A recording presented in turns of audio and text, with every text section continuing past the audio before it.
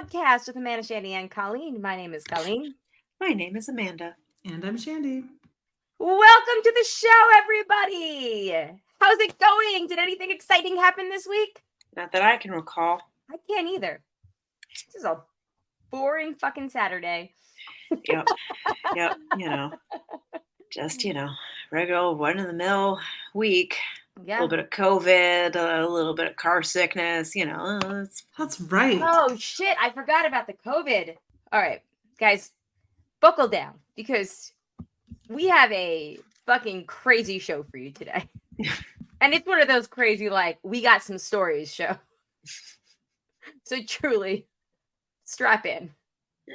Also, you know what I was going to do? I had this idea last week, and then I kind of forgot about it until today, and then I realized I hadn't done the research to figure it out.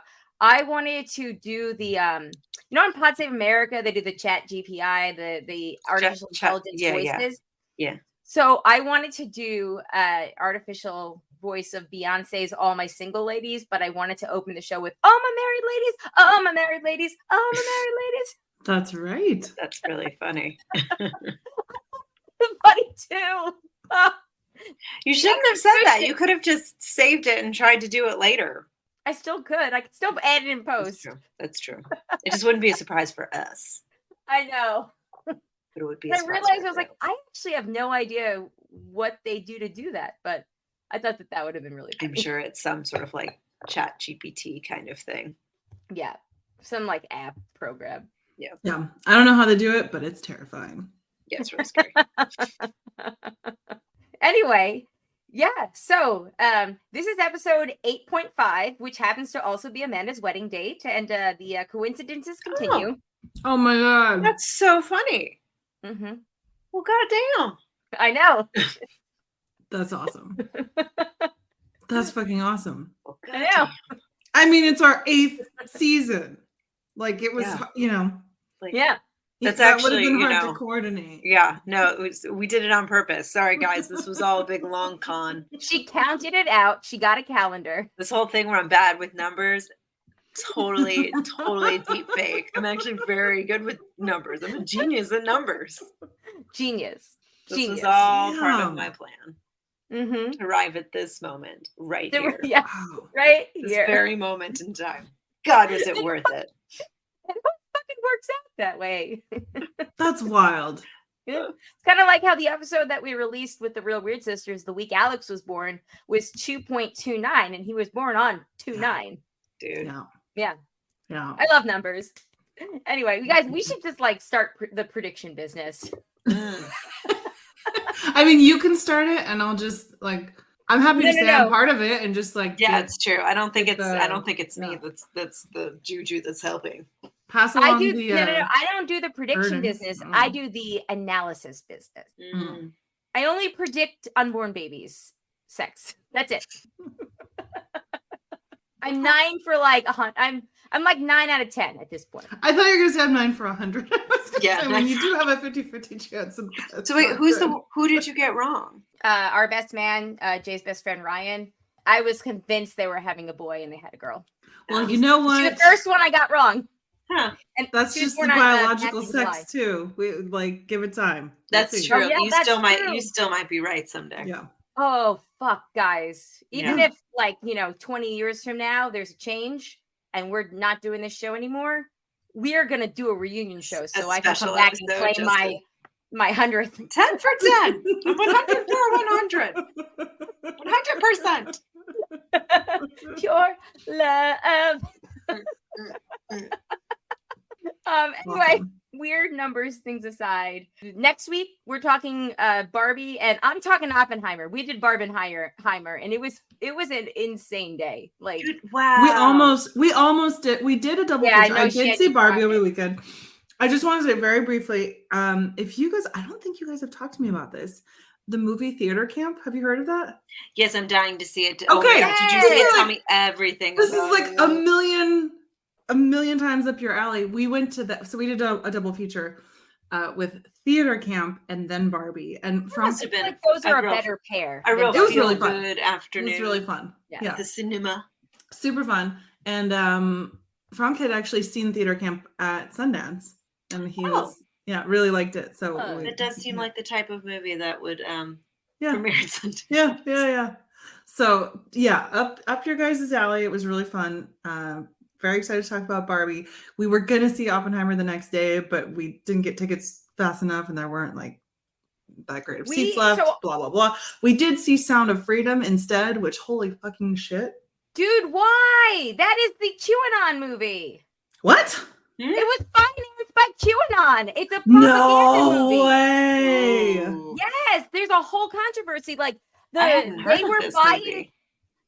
were buying tickets and then like having empty theaters so that way they could go on Fox News and say that the movie theaters were refusing to sell tickets, but people were going on and being like, no, it's they have this whole pay it forward thing where you can buy a ticket for somebody else. That's the whole point is because yes, they do a whole announcement at the end where it's like money shouldn't be a restriction for people to see this movie. I'm very disappointed to hear that. It's put on by like the crazy evangelical Christians. Like it's a whole thing. But it's like based on a true story and like kind of like oh no, I haven't looked into the particulars. Damn, that's so disappointing. But like sex trafficking is real and horrifying. Yes. It's just not like a Democrat plot like that, Yes. Well, the problem is that God damn it, that's so disappointing. By like the QAnon financer people, but they are the ones like conservative media. They're the media that made it into an us versus them thing to prop it up to get more people to go see it. Like the Democrats won't let you see this movie, so you have to buy tickets for it. And there was like documented like interviews all over the internet from like a month or so ago where they would be like, the theater refuses to sell tickets, and that's why the theater is empty. But then people would go online on their apps to sell tickets. Their apps would be like, the theater is full because the rich people bought all the tickets, or the RNC or whoever it was. Like, yeah, the whole story behind that movie is nuts. Also, Jim Caviezel is a fucking crazy person. I'm so disappointed. I mean, he is. I have personally experienced it firsthand at Comic-Con, where I was like, so attractive, yet so fucking weird and nuts. Yes. Yeah. No, because there's like this whole like raid thing that happens, like it actually happened. Like show footage of the. I'm sure that happened. It's just the target of that movie is to make you afraid of brown people, and they go into the fact that statistically you're more likely to be sex trafficked by somebody that you know. Like it's not a thing to really snatch kids off the street, or homeless LGBTQ kids, women who are in abusive relationships. They're the ones that are statistically more likely to be sex trafficked. Whereas this movie plays on every conservative stereotype trope. Oh, no. I'm sorry. So sorry. I feel so bad. Anyway. Well, it's going to help me sleep at night. Because I mean, it's still like a thing that's not good. Like, you know, it's a horrific thing. Yeah. But like Taken was, like the more of the exception, not the rule kind of thing, right? I don't know. The movie Taken. Yes, also did not see that one. You guys have never seen Taken? No. Like with Liam Neeson? Yeah, I usually don't watch Liam Neeson movies. I'm going to hunt you down. I have a very particular set of skills. I will hunt you down. I will find you. Yeah, no desire. It's spectacular. It's not for me. I me. watched that movie like 10 times. I love the fuck out of that movie. Nah, I'm good. Okay, anyway. Sandy, I am so sorry about interrupting you with the Sound of Freedom. That's okay. No, it was good.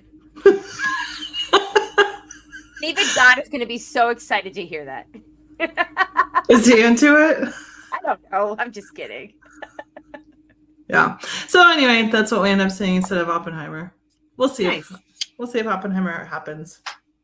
Yeah, I feel like there's just too many movies and not enough available time for me to go see them. But I won't have. We're going to Ohio this weekend for a toy thing. So we won't be able to see a movie, I don't think. But I did Oppenheimer at 9 a.m. We sat all the way in the back. And then we did Barbie at 1:40, which was, 50 minutes after Oppenheimer ended.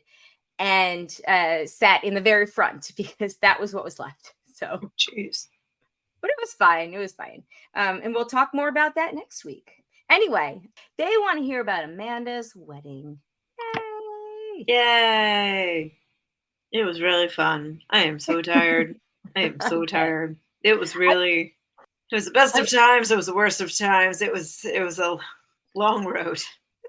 Of times. Yes, it ultimately ended up being totally worth it because it was a really great day. But like the road to get there was like, paved with COVID. Yeah, paved with thumbtacks. Oh my goodness. Well, yeah, let's start with, so last time we recorded, which was 2 weeks ago, we did a quick show because Eden was having a tough time going to sleep, and Daniel was in there with her, and at one point he texted you that he didn't feel well. And then the next day, he went to bed early. And then the next day, I wake up, and the first thing he says to me is, I have something to tell you. Were you like, I'm pregnant? No, right, which is like not a great way to wake up usually. And he's like, wasn't feeling good this morning, and I woke up early, and I took a COVID test, and it's positive. And I was like, well, fuck. Hey, kudos to him for taking the test. Right, because and I think this is just sort of the irony of it, because he is, I think, one of the few people left in America that is still like really responsible when it comes to COVID. Like he still like is usually like the only person masking up on the subway, and like, it's just really still pretty vigilant. Yeah, but he was like went on the subway once last week to go into the city because he needed a new belt for the suit because his current belt didn't fit. So, and decided, you know what, like, it's 2023, I'm not gonna wear my mask on the subway anymore. Well, that worked out great. That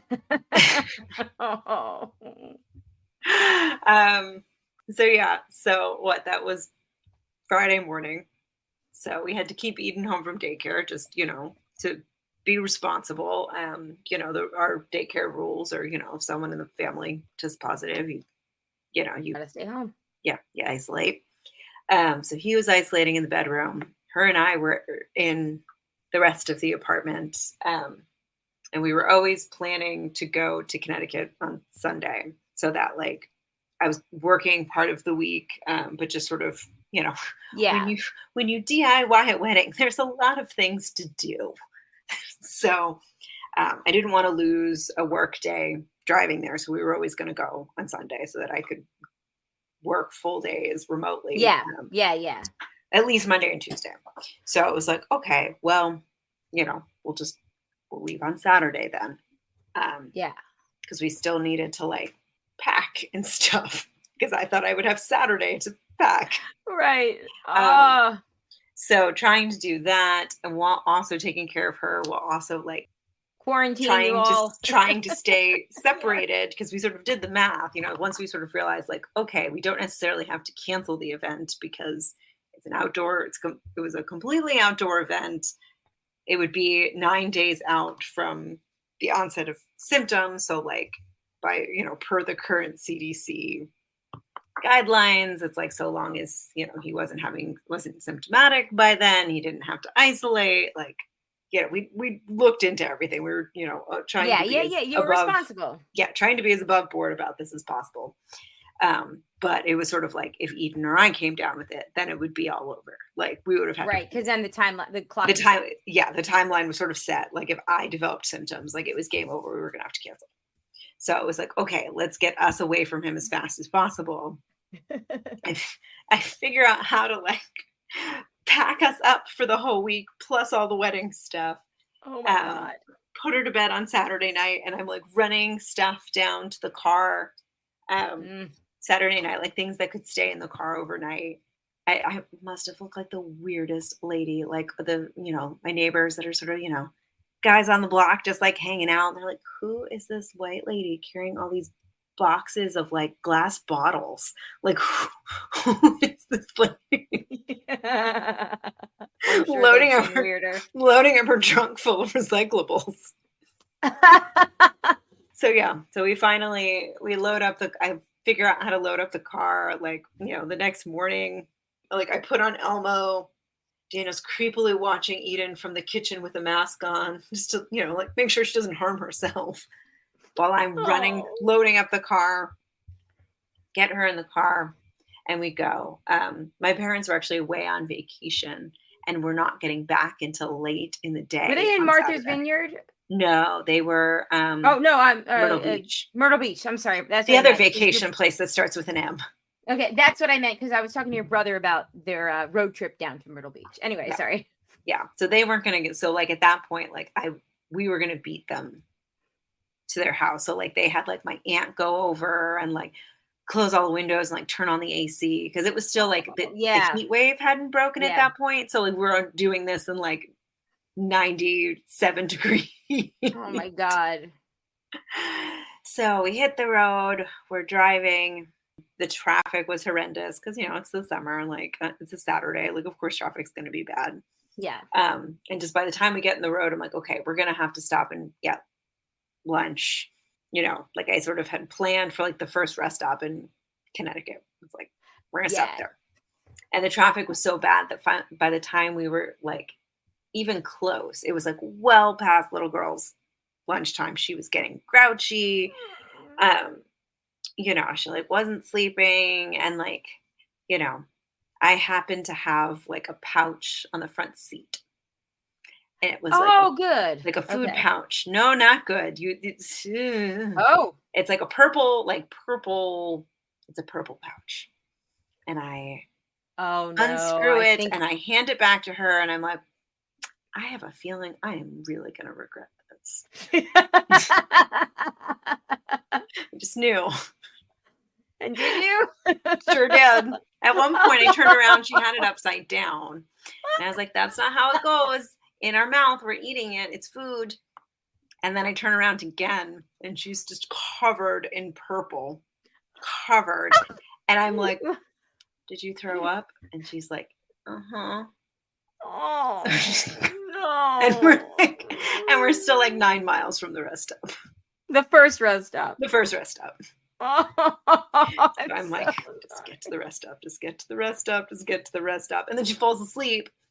She's asleep by the time we pull into the rest stop. And I'm like, I can't. Did you just keep going? No, I'm like, I can't let her sleep in all that puke. It was real gross. Yes.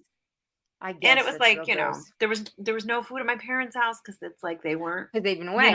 They've been away. So like the stop had to happen. So I'm like peeling the clothes off her in the parking lot, like trying to clean out the car seat as best I can. There's like families roaming by. There was like a little girl with her family that's like pointing and staring. It's like, look at that kid, she had an accident. And I'm like, yeah, no shit. You probably had an accident too. Go away, little girl. Right. Well, it's like, they're like, when's the last time you wet the bed? Be quiet. It was just like the rest stop of, where intelligence goes to die. Like I got stuck behind like a Penske truck where I'm just like, it's like cars go one way, trucks go one way. The truck went the car way. And I'm like, what is wrong with you? And they're like, they like park in the middle. Like they're not even parked in a spot. They're just like idling. Like, so no one can get around them. There's like, that when cars do that thing where they like start to pull out and then they stop. So you start to go and they're stopped, but then they start to go again. So you like just utter insanity. And like poor girl was like so upset. I just like carry her just in a diaper in to like fully change her and clean her up in the bathroom. We like finally get some food. We like sit down. And then like a family like sits next to us in the rest stop and they're like talking on speakerphone, like next to like just it was like the dumbest trip. It was like the absolute worst. But we finally got there. And like, it was hot, but like whatever, it was fine. And then then it's just like the rest of the week was just trying to get everything set up. I feel like there was a bunch of other like dumb stuff that happened all week. It was just like, yeah, sure, of course that went wrong. It's fine. Who cares? Like, let's just keep moving forward. Just keep moving forward. Oh my But God. yeah. So but I don't know what else happened. I don't know. We get to the wedding. We It's do. We get to the wonderful. wedding. Yeah. So Daniel was coming on. So like his friend arrived on. That's what she said. Yeah, his friend. Sorry. His friend was flying in on Wednesday into New York, and then they were gonna like take the train on Thursday together. Like as of Wednesday, he was like still testing positive. He was feeling better, but he was like still testing positive. Yeah. So like they, did stuff outside. They like tried to stay separated as much as possible. They like did masks. And then it was sort of like, okay, like, you guys coming? And he's like, are you guys gonna come? Like, do you think we can do this? And he's like, well, I don't really have symptoms, like still testing positive, but I don't have symptoms. So like, so we finally got our negative test on Friday. Thank God. Well, yes and no. Oh no. So like he was fine. So, we proceeded with the festivities. One of his other good high school friends flew in and made it to the rehearsal dinner, and then woke up the next morning not feeling well. He tested positive for COVID. Oh no! So flew all the way from the West Coast to spend the whole weekend in the hotel room, which was like such a bummer. Like got to come to the rehearsal dinner and then like nothing else. Oh, I'm so sorry. Yeah. So that was a real bummer. But yeah, thankfully Daniel, and still no symptoms for me. Like I took several tests. Knock on wood. But I feel like, and again, fingers crossed, I feel like at this point you're in the clear. Like for what's the vesting period, whatever it's called. At this point, if I was going to get it, I would have gotten it. Shandy's laughing. You're fully vested. You're fully vested. Just cash out my bonds. I'm fully vested. I can't get the word, and neither of you can either because you're not directing me. The incubation period. There we go. Yes. Okay. Yes. So then the actual day was great. I think once we got to the actual day, it was perfect. Everything like went the way it was supposed to. We were supposed to get some rain on Friday.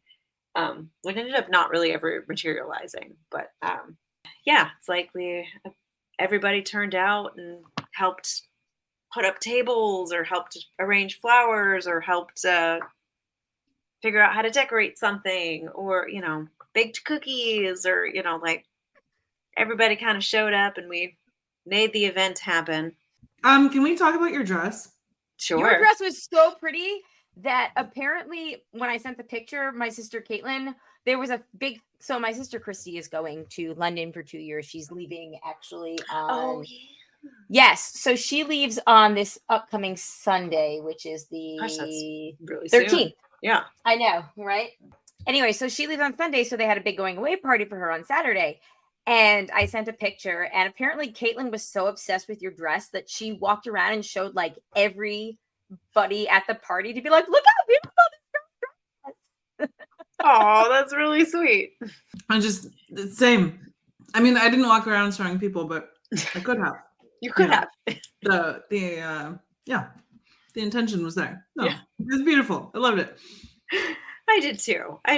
How did you have a hard time like finding it? Like, did you look at a lot of things and then, or did you like, find it right away? Did you?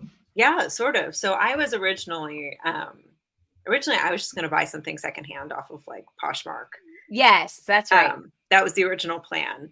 And then one of our good friends, Julia, had the good suggestion of like, well, you should probably at least just go try some things on to get a sense of like, she always has the good suggestions. Yeah, like what fits your body, because like most people don't really have reasons to wear like gowns, so you don't necessarily you might know what you like, but you don't know what actually like fits. Good point.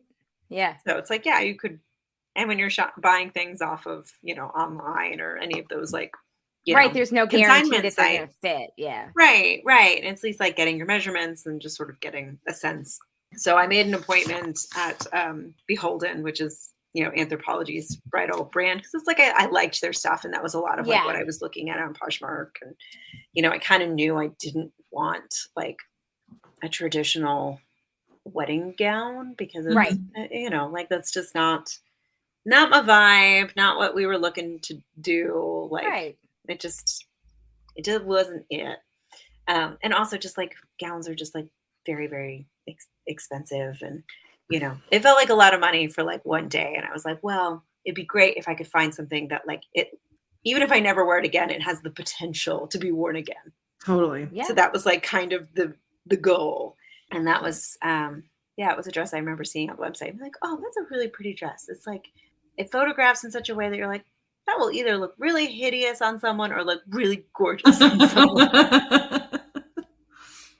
It looked gorgeous on you. Yeah. Yeah. And I just that corset looking top was amazing. Yeah. Well, and that was a great or thing bodice rather. Yeah. Sorry. Great thing about corset dresses is that dress is actually a size bigger than I normally am because you get all because I bought it off the rack. Like the thing also when you don't buy a wedding dress is that like you sort of have to take what's in the store or gotcha. Yeah. SOL. So the one dress they had in my size had a big run down it, and they're like, oh well, we'll give it to you for like 10% off, and it's like, that seems, but that's a very big run, and that just seems, like that doesn't seem like a good deal for me. Yeah. I'm still gonna have to take care of this run, and it's gonna cost a lot more than 10%. Exactly. So I got the bigger size with the thought that like, I'll just have to spend a fortune getting it altered. Yeah. But because it like ties, like the woman that was doing the alteration, she's like, actually, like, I'm not going to need to alter this. You just have to tie it tighter. Oh, that's so lucky. That's awesome. Science. Nice. Look at that. And then that also takes the pressure off you to like maintain the size of the first dress, because you're like, Oh yeah. I don't know. To me, it always feels better to like have the option, like even though you want to maintain your same size. Yeah. Right. Yeah. And it's not like I'm someone who like, was going to go on any kind of wedding crash diet to begin with, especially after the week I had. It's like, no. Bring on the stress eating. Bring on. Give me the mozzarella. Yes, I will have that extra glass of wine. My nerves need it. Yeah. Just top it off, please. Mm-hmm. And kudos to the woman doing the alterations for like not being upfront and honest about that. Yeah.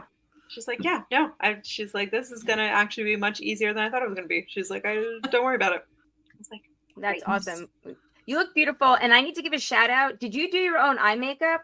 No, I didn't. I was going to do my own eye makeup, and then my mom was like, I will. She's like, that will be my gift to you. Like I will. She's like, so you don't have to do your own makeup. All right, guys, I gotta give a shout out to the lady or man, whoever did Amanda's eye makeup, because your eye makeup was perfection. Like it matched perfectly all the way up. Like it was absolutely fucking flawless eyeshadow that I've ever seen. It was incredible. It was magical looking. It was pretty great. And so it was a two women. It's like one hair person and one makeup person. They're just like a package duo, and they were like almost a good hour late because they were doing an actual wedding that day, and they got caught up with like you were an actual wedding. I know we were, but like like a full on bridal party, church one. Like yeah. So like they were late. So then it was like a real like just pit crew. There's like it was really pit stop. Yeah, call back to last week. It was really impressive, and like she's very sweet. She was like, okay, so like I know you have like a lot of allergies, and she was like Googling ingredients of everything, and I stupidly like forgot to bring my own mascara, which is something I usually do. Like when I'm, in someone else's wedding, or like I'm getting, my makeup done by a professional for whatever reason, I usually bring my own mascara because it's like, it's not fair to expect them to like, have products that like are free of, and she's like, oh, like this is the only like this, I only have this mascara. Like, would that work? And I'm like, I don't know if it will. And she's like, so I actually ended up having like no mascara. She like figured out like between like the like fake eyelashes and like some like eyeshadow, like just She like worked some crazy voodoo magic. Wow, it looks Yeah. beautiful. Yeah, I was pretty Yeah. impressed. I was like, that's, and she's like, you're done. But the wedding itself was really awesome. It was beautiful. Your vows, both of you, like 2 thumbs up, A++ with the vows. They were beautiful. Allison cried the whole time. Oh my As I told her, I was like, I'm grinding my teeth because that way I don't have to cry. I'm moving my tension from my eyes to the back of my jaw. It is too hot outside to cry for me. But they're absolutely beautiful. Eden was adorable walking down the aisle. She was really good. It was like one of those things. She's been like very, very two lately. Yeah. So like it was gonna be great, or like it was gonna be a disaster. Yeah. Like there was gonna be no in between. Like it was like two extremes. She was gonna like love it and like be game and participate and be the best, or she was just gonna be a melty volcanic disaster. She got like 75% of the way before she realized that a fuck ton of people were looking at her. And even then, she didn't melt down. She just hid behind Amanda. Yeah. Oh. Well, and the thing is, she like, because Super cute. so like there was a playground. So where we had the event, it was in the yard of like this big, beautiful old Victorian house, but like it's basically a residential area. So there's other houses sort of in and around it, and the neighbors had like a playground, like one of those little, like yes. those like swings and a slide kind of situation. And so we're waiting for the DJ to play the song, and she starts to get a little like she like sees the slide. She's like, I need playground now. Which is also her new thing. Like she needs something now. She's like, Yeah. I need playground now. I need milk It now. never stops. Oh. I need people now. Because Allison and I were on this like together next to the aisle, and we were wondering what she was saying, and you guys were like, I wonder if she sees us all and she's saying no, or if there's like a totally different thing going on right now. Like, I need playground now. Like, no, not She now, did you don't. great though. It's like big party. And she didn't even get bored or antsy during the ceremony part. No, well, because apparently there was a big police boat that went by. So Oh yeah, there was. Oh, there was something going on yes. And I actually, so when the police boat went by, I actually had the thought, I was like, what the fuck are the police doing out here where there's literally no crime going on? Like, it must be a nice gig to get that Saturday afternoon. I'm going to drive the boat past the fancy island. Yep. Coastal town has a police boat. Well, apparently they come by like once a season too. So it's just like irony upon irony that happened to be the moment they decided to do rounds. But that's great because it kept her attention from being bored. Yeah. And neither one of us noticed until, like someone was like, oh yeah, did you see the police boat? It's like, oh, police boat. Yeah. Well, that's good. Yeah. Didn't notice. But A+ on the music choices. Thank Playlist was great. Yeah, DJ was like almost an hour and a half late, but Oh, okay. I just thought you guys were just starting then. No, he was just he'd like stuck in traffic, and we called him, and he's like, "Oh, I'm stuck in traffic." It's like, oh, that would have been if he was coming from 95, there was something going on because we got off the ferry, and it was supposed to be a 25-minute drive, and it ended up being a 45-minute drive because of the traffic. Yeah, coming from that way. I mean, the summer traffic on 95 is like usually pretty bad, but it's something serious went down. But he got there. He did great. The ice cream truck was fun. Yep. We decided against doing cake because it's summer. Like, who wants to eat cake in the summer anyway? Yeah. The bartenders were great. Yep. That was like that was like one of the first things we booked was the bar. Drink selection was great. Scenery was great. Just the whole thing was very beautiful. Yeah, it was a really great day. It was like very fun. Very fun. That was kind of that was what we were going for, that it's like after 9 years together, it wasn't so much about like us and like doing this thing for us. It was more like we all survived a pandemic, like, yeah, And at this stage in our life, we seem to have less and less things to celebrate and like reasons to gather and come together. So that was sort of our due north and sort of doing this event was like, how can we provide an opportunity to get some people together? Yeah. You know, it was wonderful. It wasn't our entire life. Like, you know, there was definitely like people that either couldn't come or got COVID or COVID. Yes, because it was very small. Yeah, it was small. Like we would have loved to have included more people, but it was like the space could only hold so many, and because it was a side yard. Yeah, not even a backyard. It was a side. It was a literal side yard. Yeah. It was, but it was nice to see. Like there were people I saw from Maris that I haven't seen since we graduated. I accidentally did Bob tell you that I dropped the Polaroid camera and accidentally showed me the picture? It was actually. It was gorgeous. It was a fucking fantastic picture. It was a beautiful picture. It was like very artistically composed, and it was an accident. Like the camera slipped, and when I went to grab it, I hit the click button, and it took the most beautiful picture of it. It was really a great picture. It was a really beautiful picture. I hope they cherish that picture forever. I think they will. He pulled it right out of his pocket and put it right back in.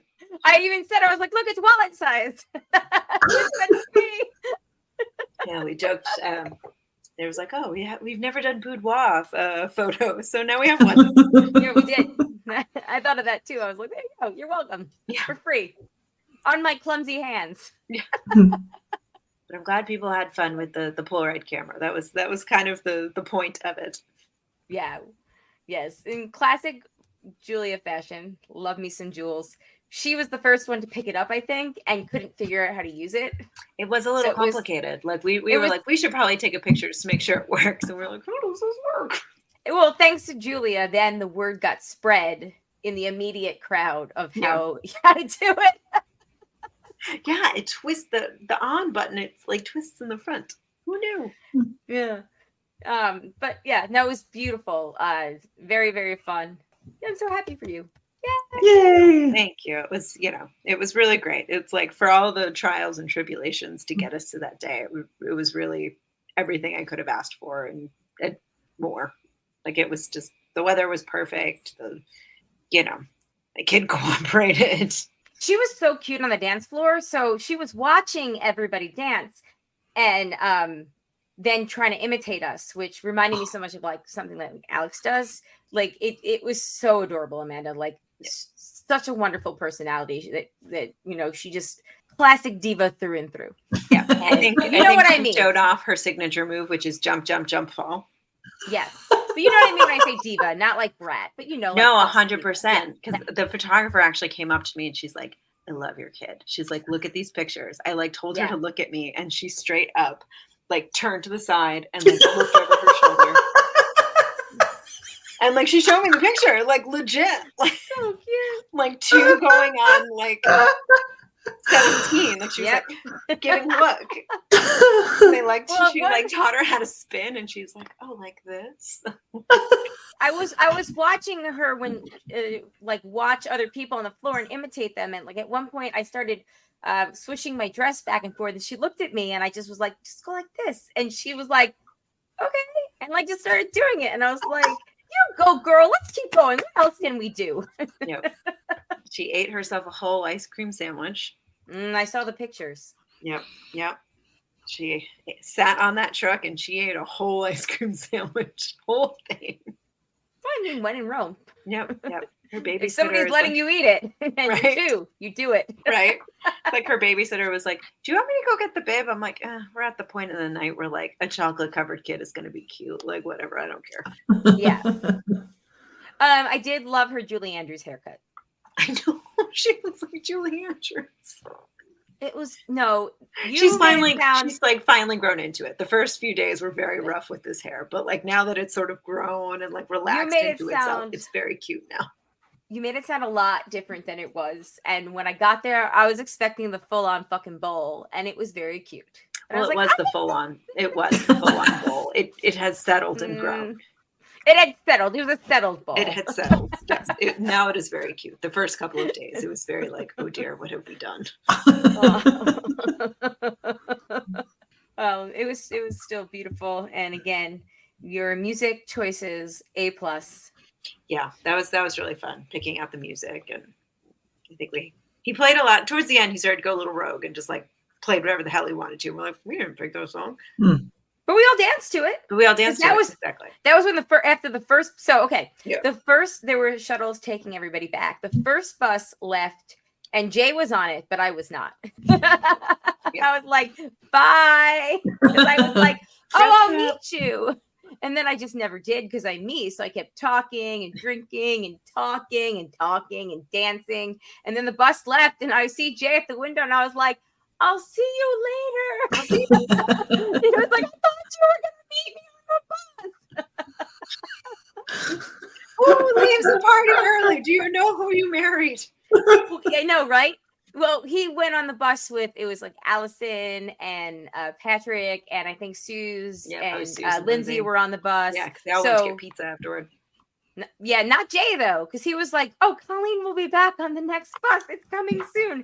The next bus left a full hour after their bus left. Yeah. I felt really bad because he was waiting and I was like, sorry. And then he said that so we had the after party at the hotel, and Julia and Allison Julia and Jay realized they were kindred spirits that don't leave the party, that leave the party early, that had spouses that don't leave a party early. So they were like, we're going to bed, peace. But I guess Jay was kind of like, I missed the pizza, but I'm so hungry. So he said he actually ventured outside to see if he could get food, and then realized like it was full on like club town. Yeah. And he was like, yeah, okay, maybe I'll just eat in the morning. So yeah, it gets a little clubby in that area. That's like where that was like where I used to go out, like, you know, when I was like in my 20s, like that corner, the bar like directly across the street from the hotel was where we used to like go out. Oh, fun. Yeah, it was funny though. Anyway, any last thoughts on any last wedding sentiments, Amanda? Really glad I did it. Yay! I'm very tired. Yay! It's gonna be it's gonna take a while to get our lives back together. You have like so much free time now. Yeah, I don't know what I'm gonna do. Oh well, no, I'm gonna potty train my kid. That's what we're gonna do. Well, as you learn from me, don't rush it. Yeah, I'll do it when they're ready. Or she has been ready. Like she's been ready, like legit in and amongst all the COVID craziness. She like looks at me and she's like, I'm gonna sit on the potty. Oh, well, then fucking do it. I was like, really? Yeah. We did. Well, Zach was always very good with overnight. He got overnight right away. And he, as you all know, he struggled with number 2 for a while. But number 1 was pretty easy. We did the reward thing, and then we did the no pants parties all the time. Yeah. I think we were sort of researching that today, and I think that's what we're gonna do. Not this weekend. I think it's called the 3-day method, but method. Yeah. Okay. So she's got like her spring break coming up in like 2 weeks. So I think we're gonna do it then, because she'll be home with us. Spring break? Yeah, because we go to spring break. Sorry, summer reset. Okay. Oh, okay. Yeah, because it took me a second to even be like, wait, I don't think we're in spring. No, we're super. I know, me too. I was like, what month are we in? We in May? No, wait, we're in August. We usually take like fully in August. A week off at the end of end of August, because it's small daycare, and if they to give the staff they need vacation, they have to just like close. Yeah. So I think we're gonna do it. Do it then. Well, good luck. Thanks. Don't be too hard on yourself. It's only phase 1. Yeah. And she's been ready for a while, but like we've also read that stuff. It's like, no, don't try and do it during any big like life events. And we're like, well, this seems like a pretty big life event, so maybe we'll wait. Yeah. But yeah, for a while she's been like, I have to pee, or like she'll if she's saying it, then if she's saying it, then she's ready. Yeah, and has been Yeah. for a while. So it's Yeah, like even yeah. our teacher, like we ran into like the daycare teacher, like the main teacher today, and she's like, "So I've been wondering when you guys were gonna like bring up potty training to us," and we're like, "Yeah, we know. Yeah. Well, We're good just luck. waiting." No, it sounds like she's ready because if they know, then yeah, they're ready. So yay! Yeah. So stay tuned for the stunning conclusion of potty time. Oh, well, maybe the start of the story. Yeah, We're only in maybe the it's good. prologue right now. Exactly. Yeah. Onward to the next story. All right.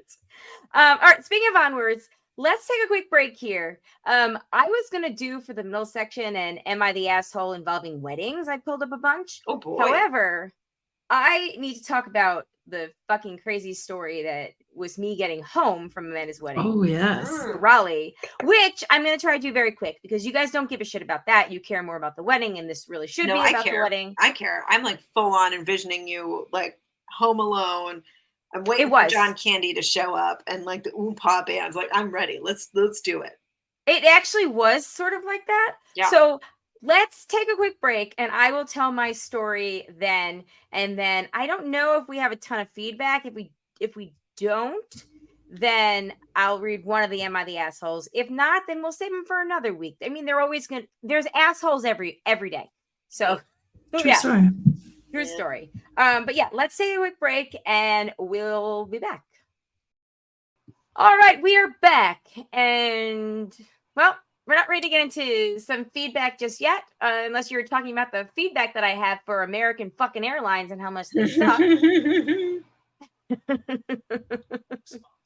Oh, my Siri just said I won't respond to that. Nobody asked you to, Siri. Yeah, nobody fucking asked you, Siri. So our flight was supposed to leave from LaGuardia at 4:30. As we're in my dad's car on the way there, we get a text message through the app or whatever, like your flight is now 4:50. So we're like, okay, 20 minutes, not a big deal. Our flight on the way here actually had like a 20-minute delay, and we ended up landing at the exact same time that we were supposed to. It's going to be fine.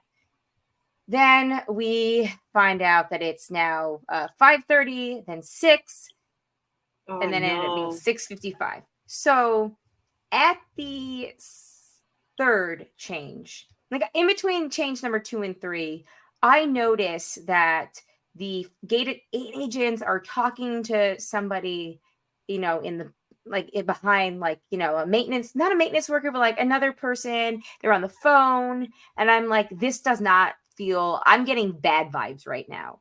So when it went from 5:30 to 6, I'm sorry, it was 5:30 to 6 to 6:20. So when it went from 6 to like 6:30, I was the first person in line. I was like, look, my kid starts kindergarten tomorrow, and I really need I need to know what my options are right now in case this is canceled. And they're like, it's not going to be canceled. So the entire time, multiple people had gone up and they had made announcements over the loudspeaker saying that the issue was our plane was there, but the pilot was in DC, stuck on a plane that had maintenance issues, and he could not fly to his flight from DC, couldn't get to LaGuardia until the maintenance issues cleared up there. I mean, at 5 o'clock, at 5:30, at 6 o'clock, they had told, there was very consistent story. So when it got pushed back to 6:30, when it was 5:30, and I went up there and I was like, I need to know other flight stuff because my kid starts kindergarten and I need to be on a fucking flight. I said it a lot nicer though. So she ends up being like, well, I can put you on standby for the 6:20 flight to Raleigh. And I was like, yes, let's do that. Let's get on standby for the 6:20 flight. So I go back and I tell Jay, and we had 2 goals for being back. Jay had to live stream his GDL, Geek Dad Life Toy Geeks at 9, and Alex had kindergarten the next day. So we had to be back before 9 o'clock for these, we had a time crunch. Cut to, it is now like 5:45.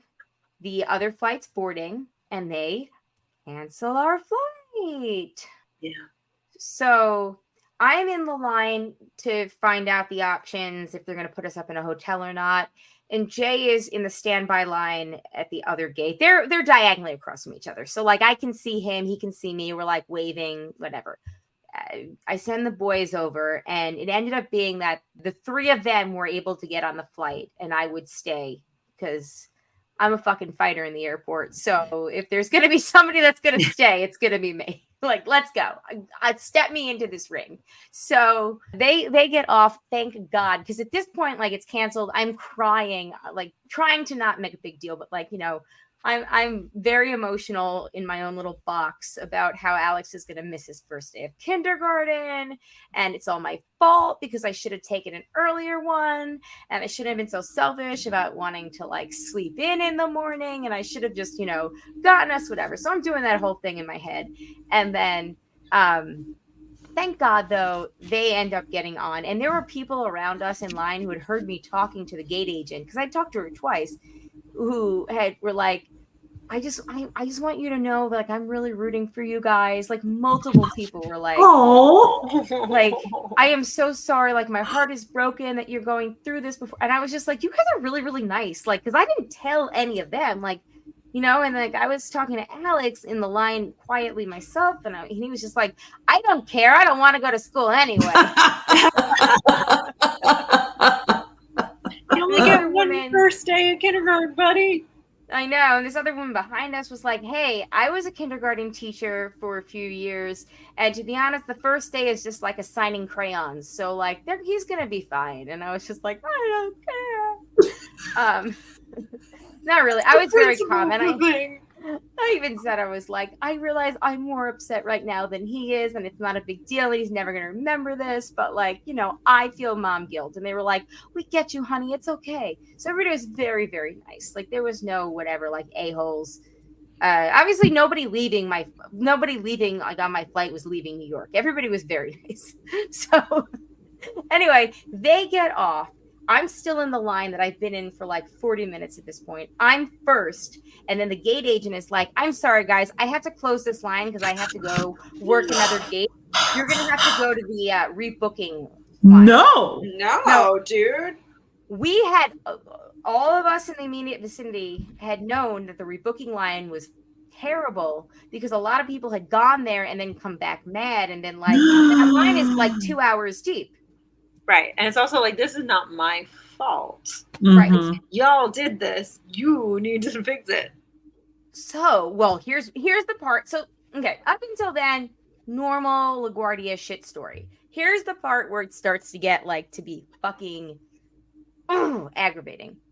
So she's like, I really have to go. They keep calling me. I got to go work a different flight now. I'm sorry, guys. Like, I got to go. My manager's coming down, though. You guys can talk to him. And then the manager walks by and she's like, that's him. And he literally sees her, hears her say this, looks at us, turns around and walks away. Because he knows there's nothing he can do. And he's a fucking coward. Offered you. He's a fucking coward that he won't even tell us that to our face. Right. At this point, nobody in the line is mad, right? Because nobody is mad. We just want to know, are we getting a hotel or are we going to be rebooked? What's the deal? That was it. Nobody in my line was rude, freaking out, anything like that. There was one woman who was a doctor. She was probably in her mid-60s who needed her heart medication, and it was checked on her checked luggage. And her friend ended up stepping up because you could tell that she was trying to be nice, probably because she's a doctor that deals with assholes in real life too. But her friend was much more forceful, and she was like, no, we need an answer now. We're not getting in a rebooking line. We want to know how we get our checked suitcase off so she can take her heart medicine wherever we have to go today. And nobody would even answer them. So side note, like, always bring that shit with you. Yeah, I know. Actually, I was talking to the doctor then too, and after that, and I was just like, you know, I take my anti-anxiety medicines on a little thing I got from a dollar store, thanks to my friend Mandy who recommended it. But like, anyway, so we all follow him like the Pied fucking Piper, right? And we go down across from gate like 14 to gate like 18, around like a little bend. and he's talking to somebody behind that gate, sees us, and goes into the jet bridge and hides. He is hiding from us like a fucking coward, hiding from us. Again, we had no pitchforks. We just wanted to know our options. That was all. That was it. Nobody was screaming at that point. Nobody was angry. Nobody was whatever. But you know what ended up changing us? You know what switched the dial? Here's what switched the dial. Oh, shit. So the woman who was helping us, there were two women that were helping us. So both women, both of them, were telling us the updates about the maintenance issues in DC. Both of them made an announcement over the loudspeaker telling us this was what the delay was. So it was very established. Well, the younger lady was the one that got stuck, telling us like follow him. An older woman who's working the gate, the second gate, turns around and starts yelling and reprimanding her in Spanish for telling us that it was a maintenance issue. And I only know this because somebody behind me in the line was translating it as she was reprimanding her in front of us in Spanish. And then that woman turns around. And again, no one has spoken to this other woman. No one has demanded anything. We're all just like, we were told to come here. And she yells, she snaps at us. It was a weather issue and we owe you nothing. We can't help you. And that's when the dial on my crowd turned. We were all like, I'm sorry, what? Like, weather issue my ass. So the other lady is like, my friend needs her heart medication. Are you really going to let him hide and you yell at us that we can't get that? So somebody else is like, well, if you need that stuff, you're going to go back out to baggage claim and then you can come back in to find another flight. So anybody that had a checked bag had to go back out to baggage claim and recheck their fucking bag. No. Like, I get you cancel it for weather, but like, no. But it wasn't weather. So here's the thing. I said, I'm sorry, but my family just left on the 6:20 flight to Raleigh. It was 6:25. It's like they just left on the 6:20 flight. How is that weather related? Because the other flights to Raleigh have all taken off. And then everyone's like, yeah, how did her family get to go? So like, I mean, we were all a team. We were everyone in that group. And there was we were a team. And like somebody else was like, I have the radar up and the radar is still further west. So how is it weather right now? Nice. And they were like, the answer is weather. And we are done talking about this. We can't help you. Somebody's like, what about a hotel? And they're like, we don't owe you a hotel. That is exactly what that fucking lady said. We don't owe you a hotel. So like, hell you don't. Oh, that was the point where everybody was pissed. Because we were like, again, we just want to know our options. Like we weren't going over there as a mob. We were just like, at that point, they're like, this discussion at this gate is over. You need to go to the booking gate. So we were all like, okay, we'll go to the booking gate.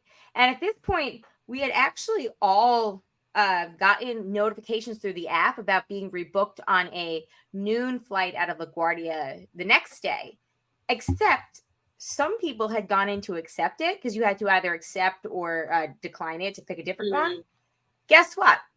That flight, we were all on standby for noon the next day. We were only confirmed it was a layover in DC at DCA. We were all confirmed from DC to Raleigh at like 7 p.m. So it was a 6-hour labor in DC. What the fuck? We didn't even have a flight to DC. What the fuck? It was nuts. So please confirm this non-flight. Yes. Please confirm this non-solution. So at that point, like, I'm like, oh my God. I'm like, all right, Colleen, you've done through your lifetime at LaGuardia, you've done the crying thing. Let's not cry. Let's figure something out. So, I'm like, all right, worst case, I drive.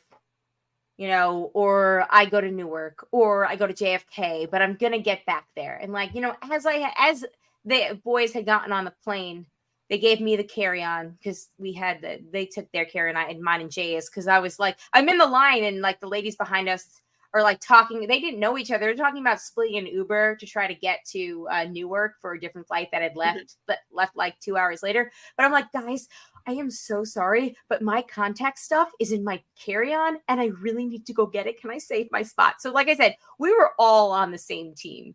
But like at that point, like I got the bag and like I'm crying. I'm like, Alex, I hope you have a great first day of kindergarten. I'm so sorry I won't be there, but I will promise you I'm going to be home when you get home. I promise. And he's just like, whatever, I don't want to go to school. Right. It's like way harder for you. Like, thanks, kid. But I found out later that actually Zachary cried himself to sleep, essentially. Like he cried when Jay, because they had to sit separately. Zach and then Alex and Jay sat together, but Zach was several rows in front of them in the middle. And apparently Zach cried a lot because he was very scared about what would happen to me. So my poor baby. And he kept crying on the way home and just like was devastated. And Jay was like, look, if there's anybody that's gonna beat the airline system, it's your mommy. Like, don't bet against your mommy when it comes to flying.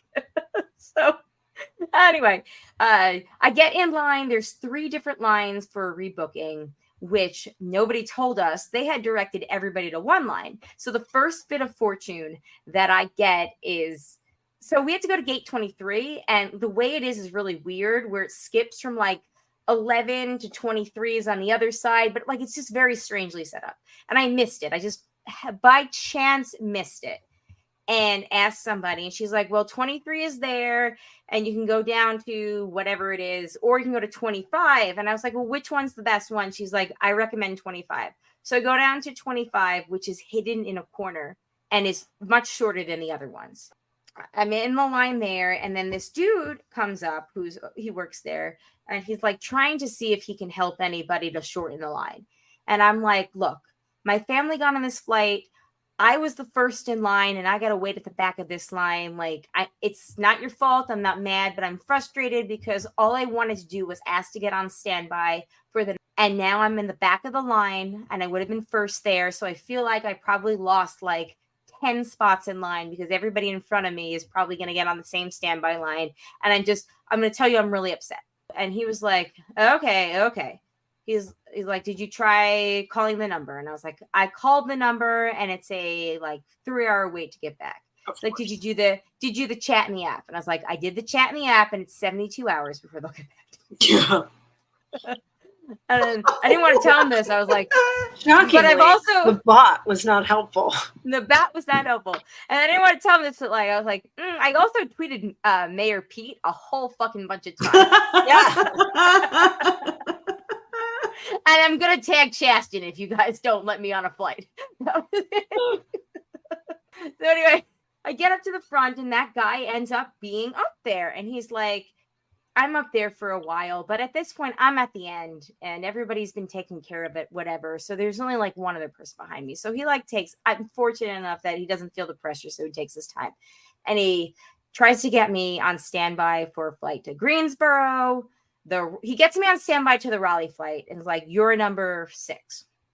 He's like, but do you have any other flights, airports in your immediate area, like where you live? And I was like, well, I live next to the Raleigh airport. So like I can get to anything like Greensboro, Fayetteville. I'll even go to Charlotte and take the train home. I don't care. I was like, just not Wilmington, because I have no idea how I'm going to get home from Wilmington.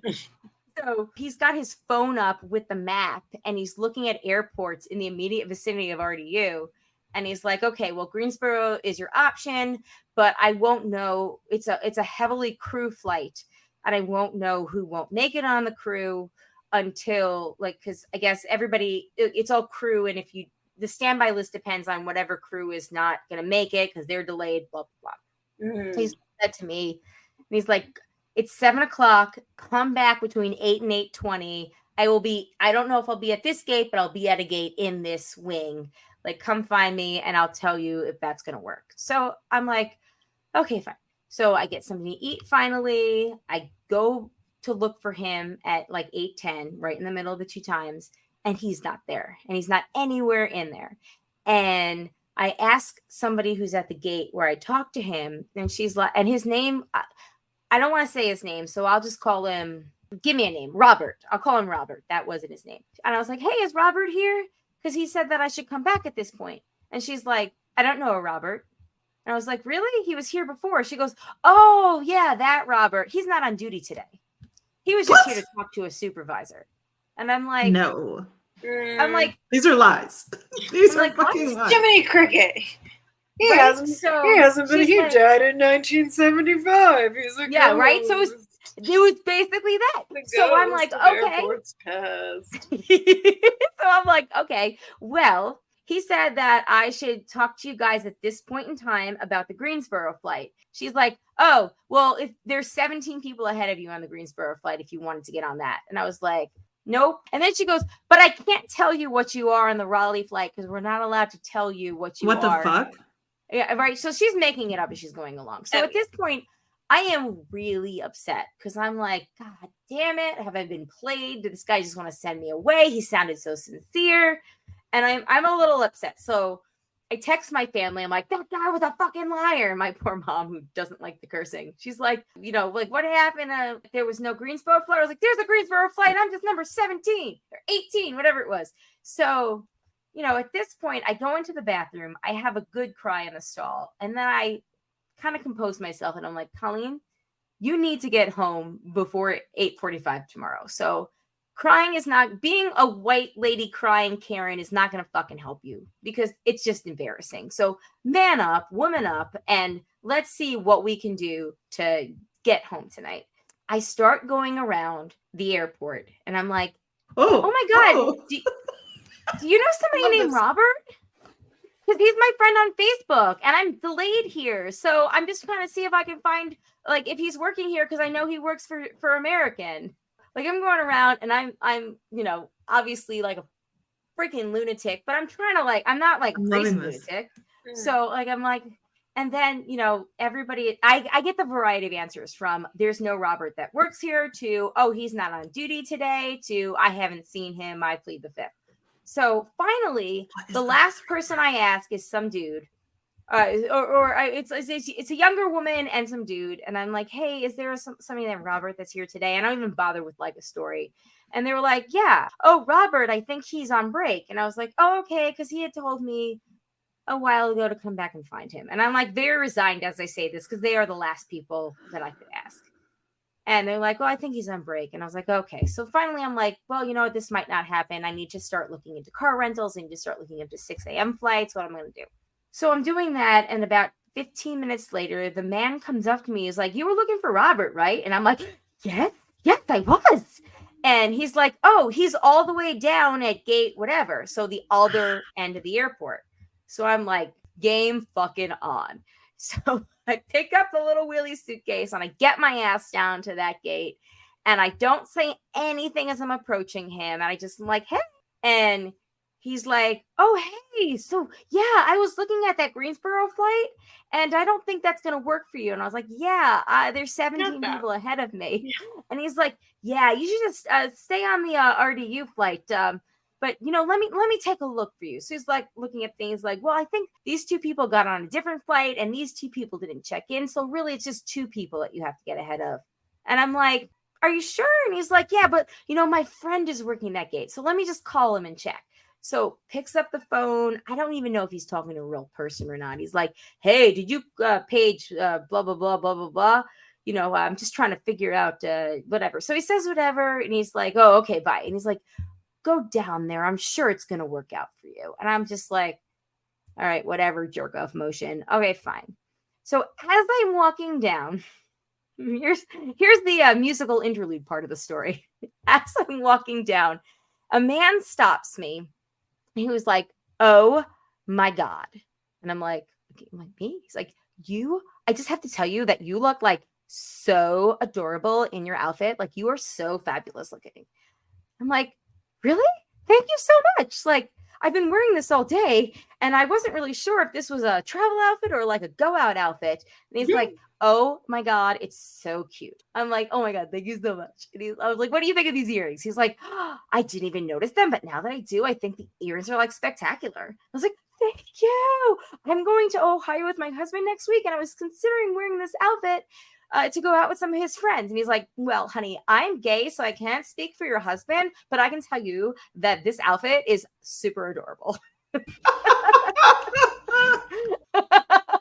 was so funny, though. I was like, well, thank you so much. And then, he was like, okay, well, now I have a question. Like, I need to get to JFK. How do I do that?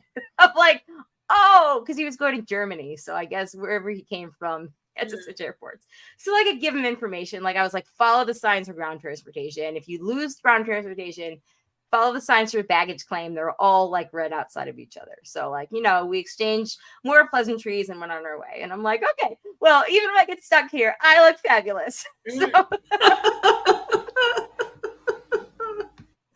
So I keep going and I go back. I go to the gate where Robert told me to go. And it's the same guy that's working there that told me to go find him. So I'm like, oh my God, that was his friend. So I get up there and I'm like, I give him my name. He's like, oh, you're number 6. Like 4 people are cleared. And I want you to prepare yourself. I really don't think you're going to get on this flight. You're like, but Robert said. I know, right? It's like, you never know what could happen. Like, you never know. I don't know what everybody's situation is, but I think there's only going to be 4 people that get cleared. And I was like, okay. And like, they start boarding. The names that are on the standby list go in green. And I look down and I'm like, Colleen, don't cry. You don't want to be, you don't want to be that person. Like, just hold it together. So like, I'm looking down and my eyes are welling up with tears because I'm like, I've lost this round. Meanwhile, in the middle of this, my grandma calls me and she was like, Colleen, what are you still doing there? You better take a cab back to my house right now and we'll figure this out in the morning. And I'm like, Grandma, it's 9:15. Like, you got to go to bed. Yeah. It was like an hour past your bedtime. So that was very sweet. So anyway, everybody, their boards, the 4 standby people board. And then, or I don't know if all 4 of them boarded. They get to the standby people. And I look up as I'm sitting there, like with my like bright red, like just trying not to cry. I look up and Robert has come from the other end of the gate terminal down there like a knight in fucking shining armor. And I see him gesturing to his friend, my friend, let's say Xavier. So he's like, my friend Xavier works at that gate. So he's talking to the guy, Xavier, and I see him gesturing towards me. And I'm like, oh God, dare I get hopeful. And I'm like, but don't look like an expectant Karen. Like, you don't want to do that because you just don't want to do that. So I'm like, one eye up, one eye down. I'm like, what do I do here? And then I see Robert says, so there's 2 women, the younger one who was with Xavier at first, and then another older woman so Robert goes, these 2 people aren't going to show up. They're not here. The other older woman looks at him. She side-eyes him hard. She's like, I don't believe you. And he's like, no, I swear they're not going to show up. And she's like, did you even page them? Because I haven't heard those names be paged yet.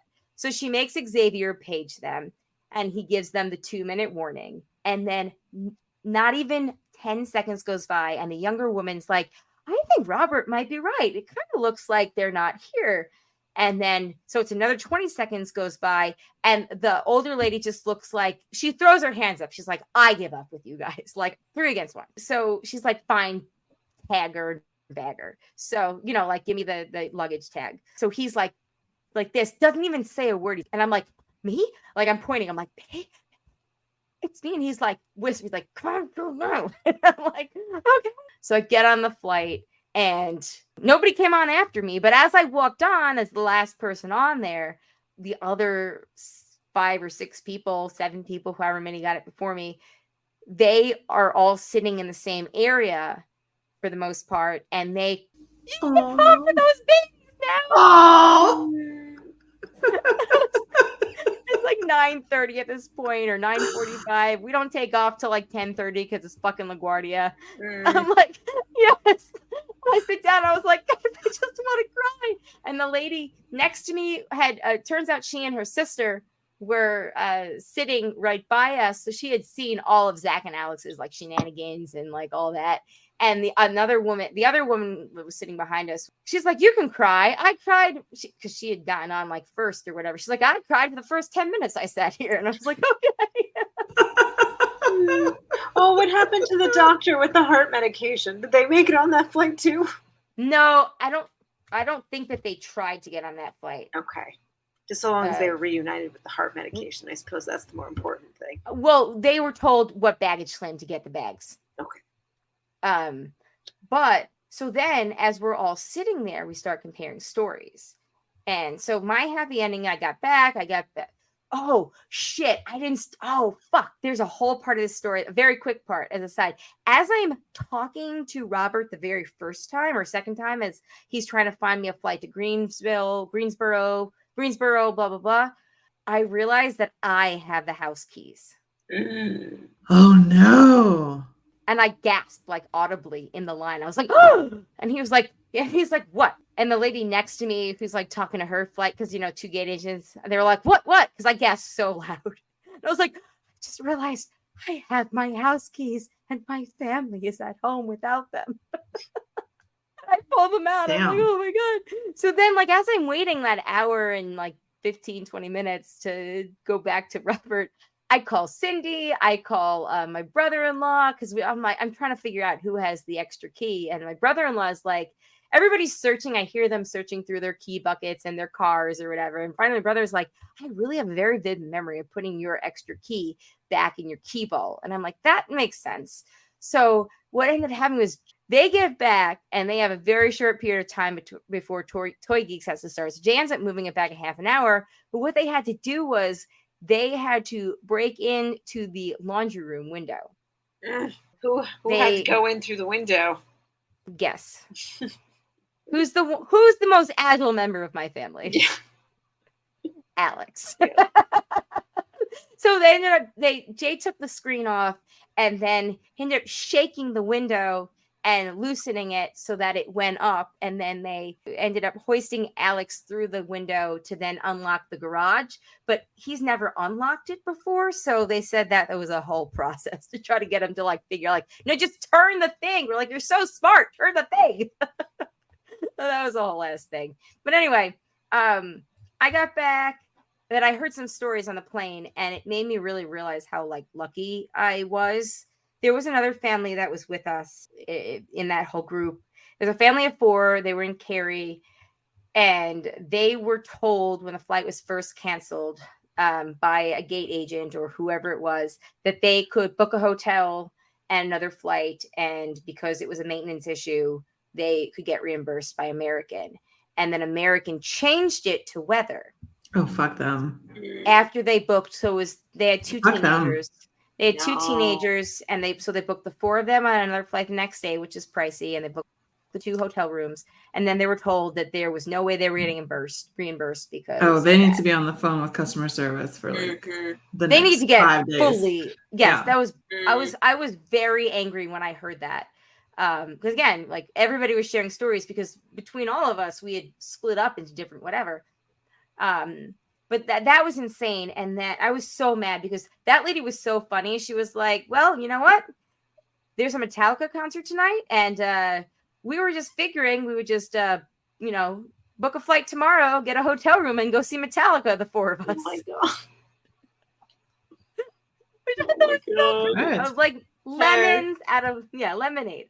Yeah. And then another family, which I hadn't seen them, but one of the other people told me that it was a family of 6, 4 kids.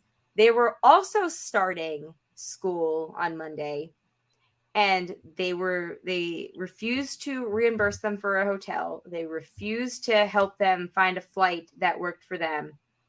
So they ended up buying another flight on a whole other airline for 5 a.m.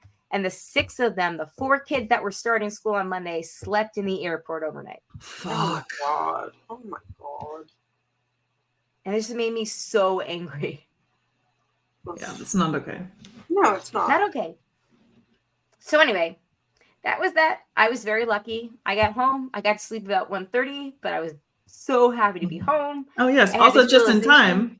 Because, seriously. I mean, kindergarten notwithstanding, the next day, a bunch of flights were canceled. Oh my God, yes. Well, I would have driven. Like my alternate plan was if I couldn't get on another flight, I would have rented a car or something and just driven down that day and then been there when he got home like I had promised. But oh my God, it was, I don't understand how, like, I get it. Like, it's profit above everything else, but like, how shitty is that? Like, as I said to somebody at some point, I was like, there was no weather issues at 4:30. There was no weather issues at 4:50. There was no weather issues at 5:30 or 6 or 6. And maybe there were weather issues that would come into play at 6:55, but you then could have delayed it till the storm passed. But instead, because 6:55 was, or 7 o'clock was just under that 3-hour window where they have to reimburse you, you decided to cancel it and blame it on weather. Those assholes. Yeah, and that's fucking shitty. That's shitty. Really shitty. Yeah. So I recognize I won a golden ticket on that last flight out, because that was the last flight out to Raleigh that day. So I realized I got a golden ticket, and my heart is like, I felt so bad for the families that didn't get out that needed to, or the ones that were screwed over. Like, I felt so bad, but we all made friends that day. Yeah. But Anyway, still, yeah. and I just can't get over your shit. What's his fake name? Robert. You're Robert. Between people saying they don't know him or he's not there, and like him being like a true angel, it's pretty strange. It was wild. I went through the gamut, and I think that's like, and as the door closed, he lay a finger on his nose and he disappeared. Anyway, but the best part of the weekend was Amanda's wedding. Well, thank you. You're welcome. I'm sorry it was such an odyssey to get home. Oh, whatever. It would have been better. It would have been better if there was the polka band, but polka. Polka. My little group on the way home was so eclectic that it might as well have been. Okay, so that's my story. Lord. Oh Lordy.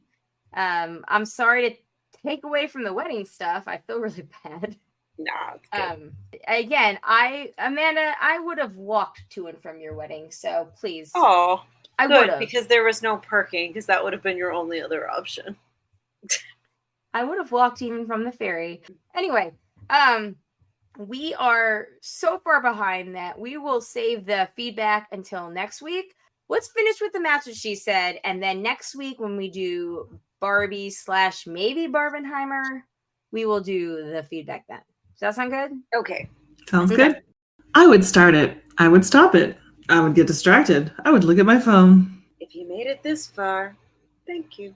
If you have an opportunity to do one in your area, I highly recommend it. 14 and a half hours on Saturday. I still want to see it in the light. Ooh, you have a lot of pressure built up. This is it. It's happening.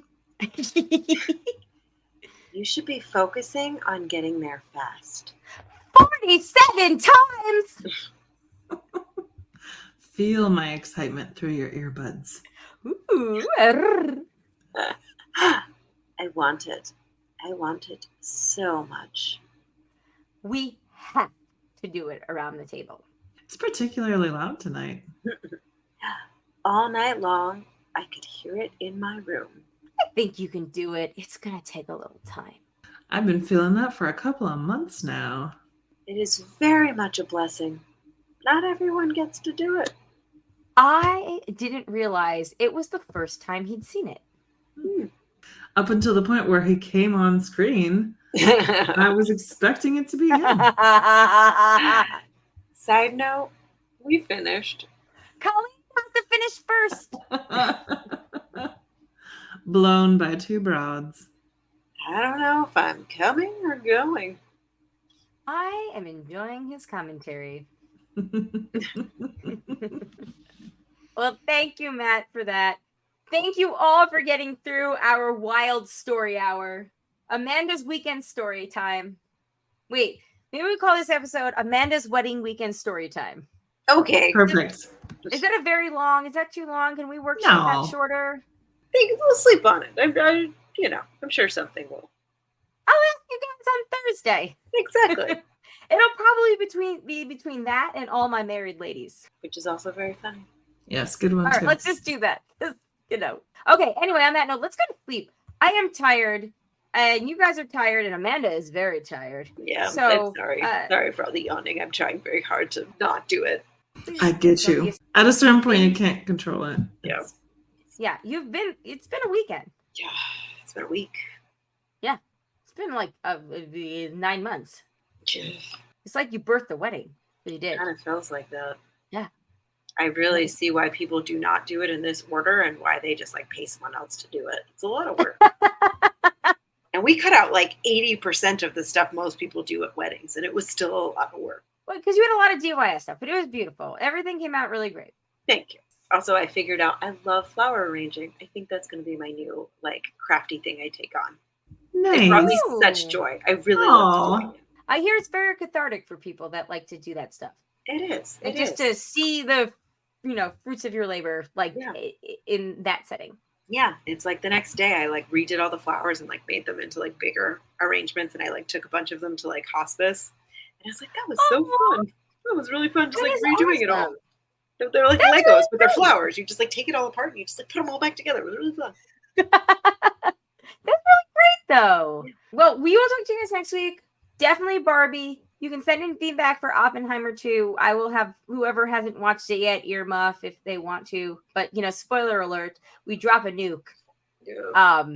Not once, but twice. Actually. Twice. Yeah, it happens. Oops. People who have seen it will know there's like one or two kind of spoilery things.